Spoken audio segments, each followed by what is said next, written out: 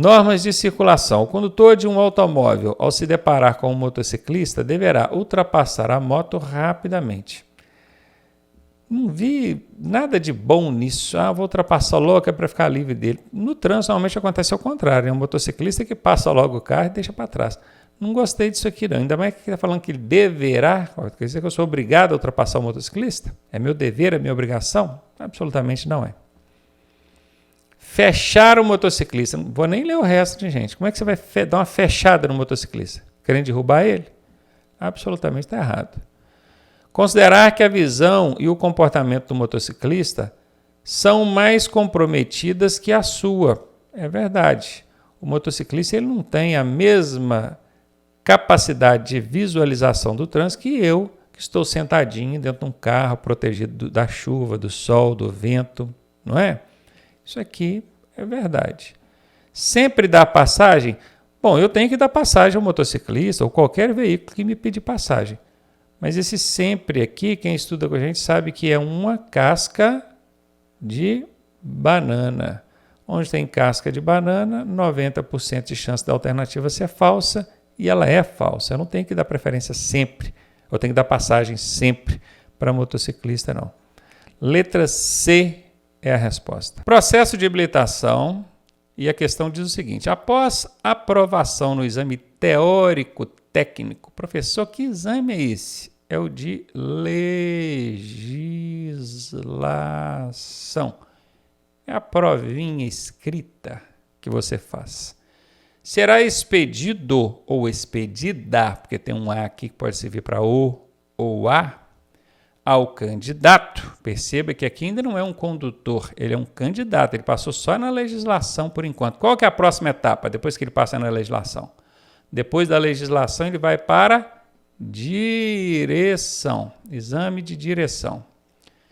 Então ele vai receber uma permissão para dirigir, uma CNH? Não vai, porque ele ainda não é condutor, ele é só candidato. PPD é permissão para dirigir, habilitação provisória. CNH é Carteira Nacional de Habilitação, é a definitiva. Esse camarada passou no teórico aqui, ele não vai receber nem PPD nem CNH, já vou eliminar isso de uma vez, tá? Sobrou aqui o CRLV e a LADV. CRLV é documento de veículo, tá? De veículo. Esse L aqui é de licenciamento. Isso é o licenciamento anual do veículo. Quando a polícia te para é para fiscalizar isso, tá bom? É isso aqui que você vai receber? Depois você passa na prova de escrita ali, de legislação? Não. Você vai receber esse documento aqui, ó, a LADV, que significa Licença para Aprendizagem de Direção Veicular. Esse D aqui é de direção, que é exatamente o que eu vou precisar fazer agora, não é? Direção. Eu passei na legislação e agora quero treinar a direção. Para eu treinar a direção, eu preciso desse documento. Licença para aprendizagem, ou de aprendizagem, de direção veicular, letra B de bola. E algumas questões, ao invés de colocar só assim, passou no teórico técnico, coloca assim, já passou no exame, na avaliação médica, psicológica e teórico-técnica. Aí ele vai receber a licença. Eu acho desnecessário falar que passou na avaliação médica e psicológica, porque você não faz a legislação sem já ter passado pelo médico e psicológico. O médico e psicológico é a primeira etapa, né, de exames. Passou ali, você vai para teórica, que é a legislação. Depois você vai para a direção, que é a terceira e última etapa. Então, desnecessário. Mas algumas questões colocam, né? Antes do teórico, que coloca exame médico, psicológico e teórico técnico. Você vai entender da mesma forma que ele precisa agora da LADV para treinar a direção. B de bola. Questão sobre normas de circulação. Marque a alternativa verdadeira. Toda via não sinalizada é considerada mão única, mão dupla, a pista dupla, né? É mão dupla ou preferencial. Aí a primeira coisa que confunde aqui é o tal do pista dupla e mão dupla. Pista dupla são duas pistas, pista mesmo. Imagina um canteiro central aqui, e aí de um lado nós temos várias faixas de trânsito, todas indo nessa direção. Isso aqui, ó, do canteiro central para cá é uma pista. No sentido contrário, a mesma coisa, nós temos várias faixas de trânsito vindo na mesma direção, todo mundo descendo. Do canteiro central para cá é outra pista. Então, se existe um obstáculo físico separador, a gente chama de duas pistas. Essa aqui é uma pista, vamos botar ela como pista 1, tá? E essa aqui como pista 2, só para dar nome nela aqui. São duas pistas. Agora, imagine que nós temos uma via e a única coisa que separa o trânsito dessa via é essa linha central aqui. E ela vai e vem carro. Ela é pista dupla? Não, ela é uma pista só. Mas ela é mão dupla, porque ela tem uma mão de direção para ir e uma mão de direção para voltar. Então, essa é a diferença. Pista dupla e mão dupla. Uma mini aula aí para você, tá? Então, toda via não sinalizada é considerada pista dupla? Não, não necessariamente. Ela é considerada mão dupla. Porque para eu saber que aqui o trânsito só pode ir num sentido, para eu saber que não pode vir de lá para cá, tem que ter placa com a setinha aqui proibindo. Quem vem de lá para cá tem que ver a plaquinha aqui proibindo. Se não tem sinalização, meu amigo, é porque pode vir de lá para cá. Então, ela é mão dupla. A regra é essa. Professor, como é que eu sei se eu estou andando na contramão ou não? Simples. Tem alguma placa indicando, placa ou sinalização, não? Porque essa linha aqui do meio, aqui, ó, sendo amarela, você sabe que de um lado vai carro, de outro vem. Então, a sinalização horizontal, que é que está na pista, também serve para indicar se é mão única ou mão dupla, tá? Imagina que essa sinalização horizontal que seja branca, você já sabe que é mão única. Ok? Agora, se não tem sinalização nenhuma, meu amigo, é difícil. Aí não tem como o motorista saber se é mão única ou se é mão dupla. Ele vai considerar como mão dupla. Letra C. E aí, tá gostando da aula? Eu sou o professor Ronaldo Cardoso e tenho o caminho das pedras para você chegar à sua aprovação da forma mais suave possível. Se você fizer exatamente o que eu te pedi, eu garanto que você passa. Clique aqui no primeiro link da descrição e vem ser aprovado com a gente. Meio ambiente é o assunto dessa questão e ela nos traz o seguinte: conduzir veículo produzindo fumaça, gases ou partículas em níveis superiores aos fixados pelo Conselho Nacional de Trânsito.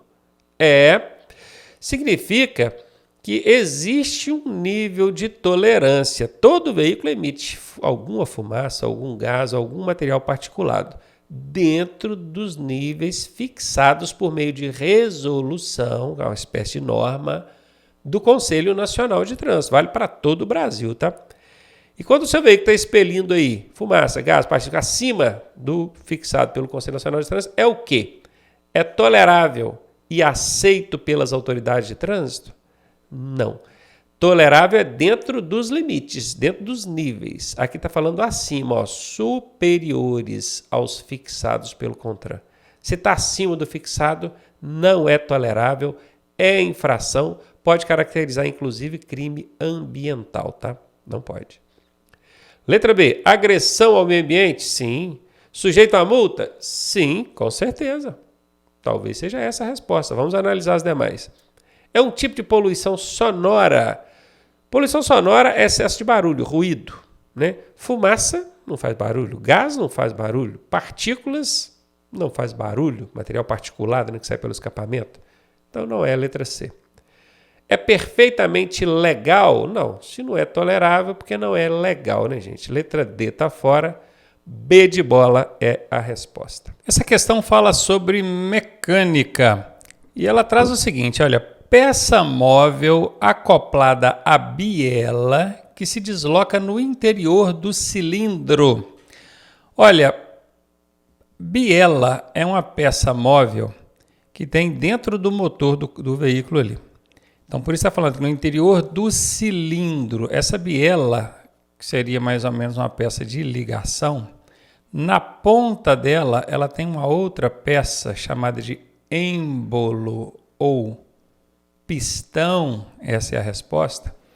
E aqui embaixo, ó, tem o eixo de manivelas que fica girando. Esse eixo gira como se fosse um pedal de bicicleta, impulsionando essa biela e esse pistão para cima e para baixo. Impulsionando não, fazendo o movimento para cima e para baixo. Na verdade, quem impulsiona é o pistão que impulsiona. Porque o combustível explode aqui em cima e empurra o pistão para baixo, pedalando então esse eixo de manivelas. Então, para saber a resposta de uma questão dessa, tem que conhecer um pouco o funcionamento interno do motor, e pode parecer muito complicado, mas na verdade não é, tá? Se a gente guardar aí umas três peças fixas e 3 peças móveis do motor, já são suficientes para você responder esse tipo de questão. Quais são as 3 principais peças móveis? A biela, que é essa peça do meio aqui, ó, ela é uma peça de ligação, ela liga o pistão, que é essa outra peça aqui de cima, ao eixo de manivelas. Então, as 3 peças móveis, as principais, né, de funcionamento do motor são pistão, essa parte de cima, biela, essa peça de ligação, ela liga até aqui, né? E o eixo de manivelas, também chamado de eixo virabrequim. Guardou o nome dessas 3 peças móveis, é tranquilo. E aqui, olha o que a questão trouxe, olha. Peça móvel acoplada à biela. A biela é essa peça aqui, ó, que se desloca no interior do cilindro, porque o cilindro está aqui, ó. É o pistão, ele fica fazendo um movimento para cima e para baixo. Essa aqui é a resposta. A árvore de manivelas é essa aqui, que é o eixo virabrequim.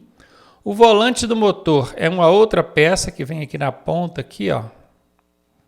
Certo? Então, aqui está o volante do motor, fica preso na ponta do eixo de manivelas. As válvulas ficam lá em cima no cabeçote e o pistão é essa peça aqui, que é o que a questão está pedindo.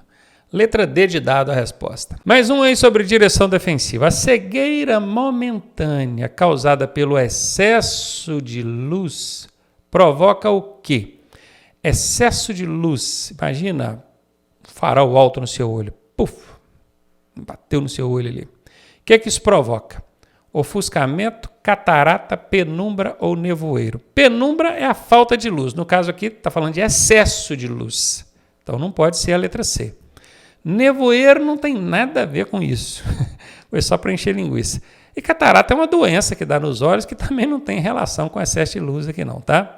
A resposta é letra A, ofuscamento. Inclusive, preste atenção, porque em relação ao motorista, a questão de luminosidade pode causar o ofuscamento quando for muita luz, excesso de luz é o caso aqui, ou pode causar penumbra quando for pouca luz. Então, guarde isso, porque se ao invés de estar perguntando excesso de luz, estivesse falando pouca luz, você já saberia que a resposta seria penumbra, né? Então já sabe, perguntou pouca luz, o que causa? Penumbra. Muita luz no olho, ofuscamento. Normas de circulação é o tema dessa questão e ela diz o seguinte, marque a alternativa que completa a questão. Ela já começa com um espaço aqui a ser preenchido por uma das alternativas. Então, o que eu vou fazer? Eu vou ler a alternativa A e depois vou continuar, como se ela tivesse escrita aqui nessa alternativa. Pega essa alternativa A aqui, ó. Imagina que ela está escrita aqui nesse espaço. Eu vou ler ela. Ó. Motocicletas de até 120 cilindradas são proibidos de circular nas vias de trânsito rápido, salvo onde houver acostamento ou faixa. Não é proibido. Motocicleta, automóvel, pode andar em vias de trânsito rápido. Então, isso aqui está errado. Veículos de 2 ou 3 rodas, cujo motor não exceda 50 cilindradas, essa aqui é a cinquentinha, né? É o ciclomotor. São proibidos de circular nas vias de trânsito rápido, salvo onde houver acostamento ou faixa de rolamento própria. É isso aí. Exatamente. Essas cinquentinhas, esses ciclomotores, justamente por eles não terem muita potência de motor, não conseguem desenvolver mais do que 50 km por hora, para eles andar numa via de trânsito rápido é perigoso, muito perigoso. E são veículos pequenos, leves, qualquer esbarrãozinho, às vezes até o vento da frente de um ônibus que vier ali já derruba ele. Então não pode, a menos que tenha uma faixa própria para ele, uma faixa exclusiva para ele circular, ou então se tiver acostamento. Se tiver acostamento, essa cinquentinha, esse ciclomotor pode transitar pelo acostamento. Isso tanto de via de trânsito rápido quanto de rodovia, tá? O ciclomotor não pode andar nem na rodovia e nem na via de trânsito rápido. Só lembrando que via de trânsito rápido é uma via onde o trânsito flui mais rápido, porém ela é uma via urbana. E a rodovia também, o trânsito flui mais rápido, só que ela é uma via rural, tá bom? Então está aqui a resposta, veículo de 2 ou 3 rodas cujo motor não exceda 50 cilindradas, que é o ciclomotor, a cinquentinha, não pode andar em via de trânsito rápido, a não ser que tiver acostamento ou faixa, porque ele vai andar ali no acostamento ou na faixa própria. Achei, letra B de bola. O qualquer aqui é casca de banana. Quem estuda com a gente sabe que é 90% de chance de ser errada. Motocicletas acima de 120 cilindradas. Se até 120 cilindradas já podia, imagina acima de 120. São motocicletas mais potentes. É claro que vai poder, né?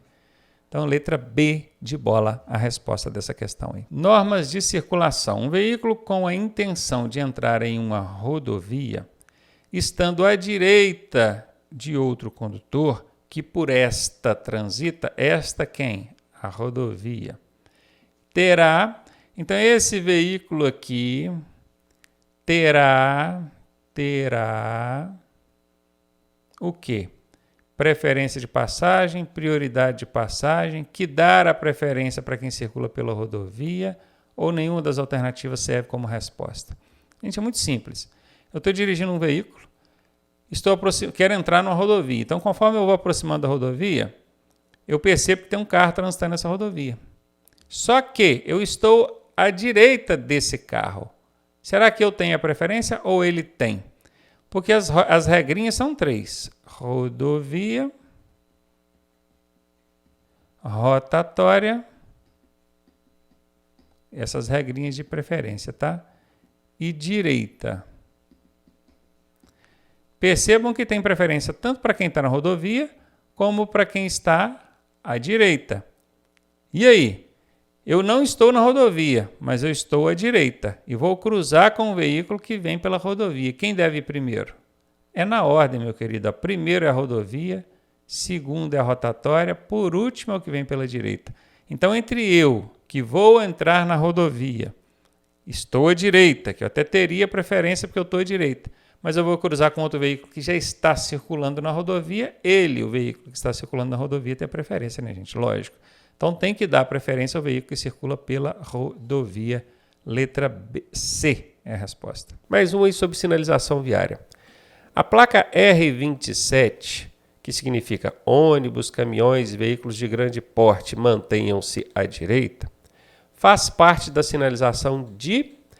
Professor, mas aí não veio a placa desenhada. Pois é, eu sempre falo que a questão não pode trazer só o código, que ela tem que trazer a placa. Mas nesse caso aqui, dá para responder só com o código. Não estaria errado se o Detran colocasse essa questão desse jeito. Sabe por quê?